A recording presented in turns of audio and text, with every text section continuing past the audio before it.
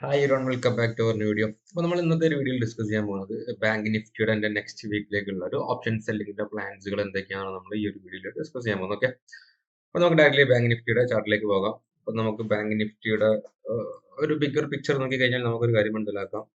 4 അവർ ചാർട്ടിൽ നോക്കി കഴിഞ്ഞാൽ മാർക്കറ്റ് ഓൾമോസ്റ്റ് ഏകദേശം ഈ ഒരു സപ്ലൈ സോണിലാണ് മാർക്കറ്റ് ഉള്ളത്. ഏകദേശം ഈ ഒരു 51,800 ഈ ഒരു ലെവൽ അത്യാവശ്യം മാർക്കറ്റിലൊരു നല്ലൊരു റെസിസ്റ്റൻസ് ആയിട്ട് ആക്ട് ചെയ്യുന്ന ഒരു ഏരിയയാണ് 51,800-900 എന്ന് പറയുന്ന ഈ ഒരു ലെവൽ.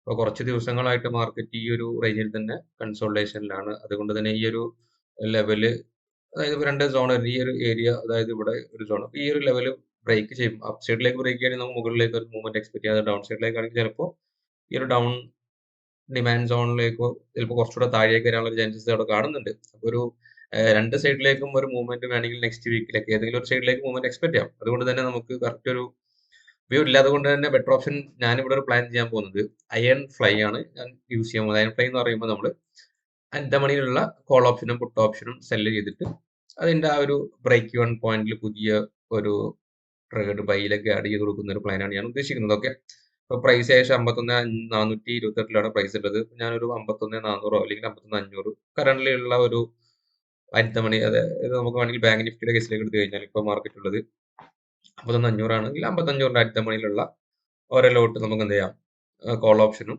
പുട്ട് ഓപ്ഷനും നമുക്ക് ഇവിടെ ആഡ് ചെയ്ത് കൊടുക്കാം.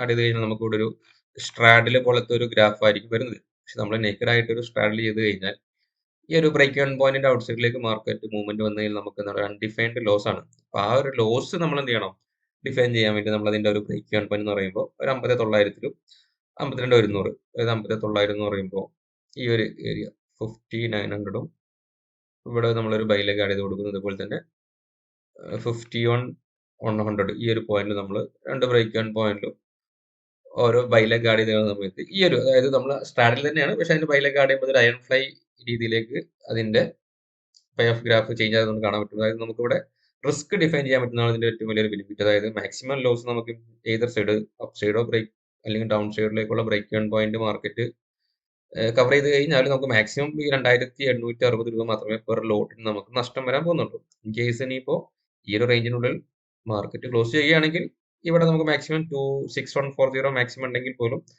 മാക്സിമം കിട്ടാൻ ചാൻസ് കുറവാണ്. നമുക്ക് ഇതിന്റെ ഇടയിൽ എവിടെയെങ്കിലും ക്ലോസ് ചെയ്യുകയാണെങ്കിൽ മാക്സിമം നമുക്ക് എന്താണ് ഒരു മിനിമം പ്രോഫിറ്റിൽ നമുക്ക് എന്ത് ചെയ്യാൻ പറ്റും, ക്ലോസ് ചെയ്യാൻ പറ്റും. അപ്പൊ ഇങ്ങനെ ഒരു വ്യൂ ഇല്ലാത്ത സമയത്ത് നമുക്ക് ഏറ്റവും ബെറ്റർ ഓപ്ഷൻ എന്ന് പറഞ്ഞാൽ ഈ ഒരു രീതിയിൽ ചെയ്യുന്നതായിരിക്കും നമുക്ക് കുറച്ചുകൂടി ബെറ്റർ. അപ്പൊ ഞാൻ നെക്സ്റ്റ് വീക്കിലേക്ക് ഇത് ഞാനൊരു മിനിമം ലോട്ടാണ് ഇതിൽ കൊടുത്തിട്ടുള്ളത്. അപ്പൊ നിങ്ങൾക്ക് നിങ്ങളെ ഫണ്ടിനനുസരിച്ച് എത്ര ലോട്ടും വേണമെങ്കിൽ എന്ത് ചെയ്യാൻ പറ്റും, ഈ ഒരു രീതിയിൽ നമുക്ക് എന്ത് ചെയ്യാൻ പറ്റും, ആഡ് ചെയ്യാൻ പറ്റും. അപ്പൊ ഇവിടെ നമുക്ക് ബ്രേക്ക് ഇവൺ പോയിന്റ് വരുന്നത് 51,900, പക്ഷേ ഈ ഒരു ലെവലിൽ ബ്രേക്ക് ഇവൺ പോയിന്റ് വരുന്നുണ്ട്. ഇവിടെ നമുക്ക് ബ്രേക്ക് ഇവൺ പോയിന്റ് എന്ന് പറയുമ്പോൾ ഈ ഒരു 51,900 എന്ന് പറയുമ്പോൾ ഏകദേശം ഈ ഒരു ലെവലിന്റെ അടുത്ത് ഇവിടെ ഒരു ബ്രേക്ക്, അപ്പ് സൈഡിലേക്കുള്ള ബ്രേക്ക് ഇവൺ പോയിന്റും ഡൗൺ സൈഡിലേക്ക് എന്ന് പറയുമ്പോൾ ഏകദേശം 51,100, അതായത് ഈ ഒരു ലെവലില് ബ്രേക്ക് ഇവൺ പോയിന്റ് ഡൗൺ സൈഡിലേക്കും വരുന്നുണ്ട്. ഈ ഒരു അതായത് അത്യാവശ്യം മാർക്കറ്റ് പ്രൈസിൽ ഒരു 600-700 പോയിന്റ് അപ്പ് സൈഡിലേക്ക് ഡൗൺ സൈഡിലേക്ക് ഈ ഒരു രീതിയിലാണ് ബ്രേക്ക് ഇവൺ പോയിന്റ് കറന്റ് ഉള്ളത്. ഇത് നമുക്ക് വേണമെങ്കിൽ അടുത്ത എക്സ്പയറി വരെ വെയിറ്റ് ചെയ്ത് മാക്സിമം പ്രോഫിറ്റ് എടുക്കാം. പക്ഷെ നമ്മൾ അടുത്ത എക്സ്പയറി വരെ വെയിറ്റ് ചെയ്യണമെന്നില്ല. നമുക്ക് 2-3 ഡേയ്സ് ഹോൾഡ് ചെയ്തിട്ട് വേണമെങ്കിൽ എന്ത് ചെയ്യാം, നമുക്ക് എക്സ്പെക്ട് ചെയ്യുന്ന ഒരു പ്രോഫിറ്റിൽ എത്തിക്കഴിഞ്ഞാൽ വേണമെങ്കിൽ എന്ത് ചെയ്യാം, ഈ ഒരു ട്രേഡ് നമുക്ക് വേണമെങ്കിൽ ക്ലോസ് ചെയ്യാൻ പറ്റും. ഓക്കെ, അപ്പൊ ഇതാണ് ഞാൻ നെക്സ്റ്റ് വീക്കിലേക്ക് ഞാനൊരു എന്റെ ഓപ്ഷൻ സെല്ലിംഗ് ഒരു പ്ലാൻ ഉള്ളത്. ഓക്കെ, അപ്പോ ഇനി അടുത്തത് നമുക്ക് ഡിസ്കസ് ചെയ്യാം. ലാസ്റ്റ് വീക്കിൽ നമ്മൾ കുറച്ച് ട്രേഡുകൾ എടുത്തിട്ടുണ്ടായിരുന്നു. അപ്പൊ ആ ഒരു ട്രേഡ്സിന്റെ P&L നമുക്കൊന്ന് ചെക്ക് ചെയ്യാം. അപ്പൊ അതിനുവേണ്ടി നമുക്ക് എന്ത് ചെയ്യാം, കൺസോളിൽ പോയതിനു ശേഷം റിപ്പോർട്ട് എടുത്ത് P&L സെലക്ട് ചെയ്യാം, സെഗ്മെന്റ് ഫ്യൂച്ചർ ഓപ്ഷൻ സെലക്ട് ചെയ്യാം, റിയലിസ്റ്റിക് P&L, അതുപോലെ റേഞ്ച് നമുക്ക് ലാസ്റ്റ് തേഴ്സ്ഡേ 29 തൊട്ട് വെനസ്ഡേ, അതായത് ഇന്നലെ വരെ നമ്മൾ നോർമലി നമ്മളൊരു വീക്കിലെ പ്രോഫിറ്റ് ആണ് നോർമലി അപ്ഡേറ്റ് ചെയ്യാറുള്ളത്. നമുക്ക് ആ ഒരു വീക്കിലെ പ്രോഫിറ്റ് ഒന്ന് ചെക്ക് ചെയ്യാം. ലാസ്റ്റ് വീക്കിൽ ഏകദേശം നമുക്ക് ഇവിടെ വന്നിട്ടുണ്ട് 2.39 ലാഖ്, ഏകദേശം 2.4 ലാക്സിന്റെ അടുത്താണ് പ്രോഫിറ്റ് വന്നത്. ഇതിൽ ഏകദേശം ഒരു 9,000 റുപ്പീസ് ബ്രോക്കറേജും ടാക്സ് ആയിട്ട് പോയി. നെറ്റ് P&L എന്ന് പറഞ്ഞ ശേഷം 2,30,30,000 രൂപയാണ് എന്ത് ലാസ്റ്റ് വീക്സിൽ ഞാൻ പ്രോഫിറ്റ് ആയിട്ട് എടുത്തിട്ടുള്ളത്. ഓക്കെ, അപ്പൊ ഇതാണ് ലാസ്റ്റ് വീക്കിലുള്ള ഒരു P&L അപ്ഡേഷൻസ്. ഇനി നമുക്ക് ഈ വീക്കിൽ എടുത്ത ട്രേഡിന്റെ അപ്ഡേഷൻസും കാര്യങ്ങളൊക്കെ നമുക്ക് എന്താണ് അടുത്ത വീക്കിൽ വീഡിയോയിൽ ഡിസ്കസ് ചെയ്യാം. ഓക്കെ, അപ്പൊ ഇത്രയും കാര്യങ്ങൾ നമുക്ക് ഇന്നത്തെ വീഡിയോ ഡിസ്കസ് ചെയ്യാനുള്ളത്. Okay, thank you.